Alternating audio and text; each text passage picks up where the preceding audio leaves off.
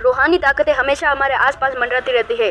उनकी एक अलग ही दुनिया होती है जो वास्तविकता में तो दिखाई नहीं देती, लेकिन कुछ घटनाओं से महसूस जरूर हो सकती है। ऐसी ही एक हवेली के भूत की है। दरअसल एक पुरानी ही हवेली है जिसमें कई साल पहले उसमें राजा महाराजा रहा करते थे, लेकिन अब वह वीरान पड़ी है क्योंकि उन राजाओं के वारिस बाहर जा चुके हैं। हवेली की हालत जर्जर हो चुकी है। अब उसे मरम्मत की जरूरत है। इसके लिए शासन के नोटिस के अनुसार संपत्ति के मालिक को सूचित किया जाता है।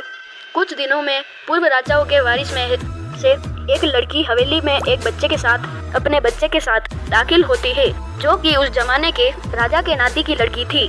उसका नाम उर्मिला था। उसके पति की कार एक्सीडेंट में मौत हो चुकी थी।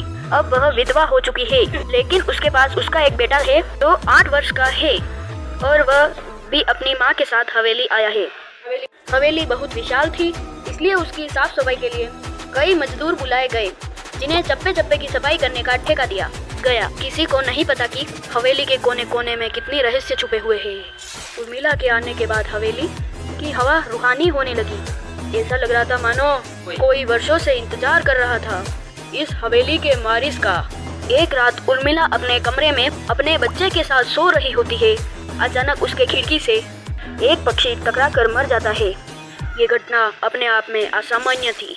पक्षी टकराते ही उर्मिला की नींद खुल जाती है और जब वह लाइट जलाकर देखती है तो डर से चीखने लगती है। ऐसे उस कमरे की खिड़की से एक पक्षी फंसा हुआ था और उसके शरीर से खून की बूंदें फर्श पर गिर रही थी।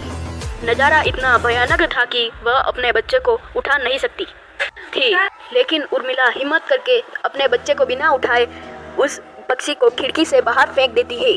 लेकिन उसके बाद इसके रात भर नींद नहीं आती और वह सुबह तक जागती रहती है। दरअसल वह जानना चाहती है कि यह किसी की शरारत तो नहीं। सुबह होते ही वह अपने यहाँ काम कर रहे हुए मजदूरों से पूछती है कि रात को मेरे खिड़की के पर कोई पक्षी आकर टकरा गया, वह तुरंत मर गया। क्या तुम लोगों में किसी ने यह हरकत की है? क्योंकि पक्षी खुद ब खुद तो खिड़की से नहीं टकरा सकता। मजदूर कहते हैं नहीं, हमें खिड़की से नीचे तो कोई पक्षी मरा हुआ नहीं देखा। हम तो अभी वहाँ से चले आ रहे हैं। तो सब जब जाकर देखते हैं तो वहाँ वह पक्षी नहीं होता है। उर्मिला घबराने लगती है कि ये क्या हुआ। यहाँ तो पक्षी होना चाहिए या कुछ न कुछ तो खून की बूंदें दिखनी चाहिए, लेकिन यहाँ पर पक्षी का तो एक पंख भी नहीं पड़ा हुआ।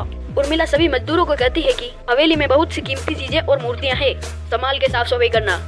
और मजदूर अपने काम में लग जाते हैं। उर्मिला अपने बच्चे के साथ कमरे में टीवी देख रही होती है कि अचानक हवेली की छत से एक मजदूर नीचे गिर जाता है।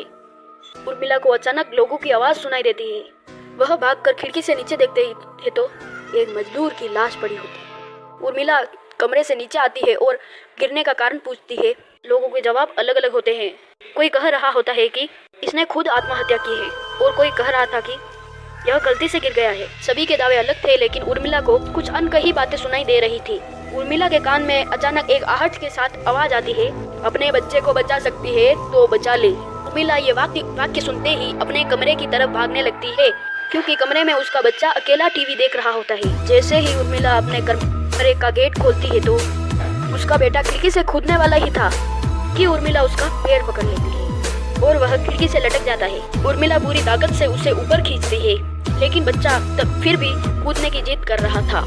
उर्मिला किसी कदर अपने बच्चे को काबू में करती है और कमरे के बाहर आ जाती है और वह मजदूरों से पूछती है कि बताओ ये क्या है इस हवेली में, क्योंकि ये बच्चा तो ऐसा नहीं कर सकता और अभी ये सब जो हो रहा है कुछ अलग ही चल रहा है। तभी एक बूढ़ा मजदूर उर्मिला से कहता है कि बेटी, तुझे जानना हो तो अपने पूर्वजों की कहानी पढ़ो, तभी तुम्हें इस हवेली का इतिहास पता चलेगा। इस हवेली के कहानी की किताब इस गांव के सरपंच के घर में रखी होती है, जो कि बहुत साल पहले, लेकिन अभी उनके बेटों के पास वह किताब मौजूद थी।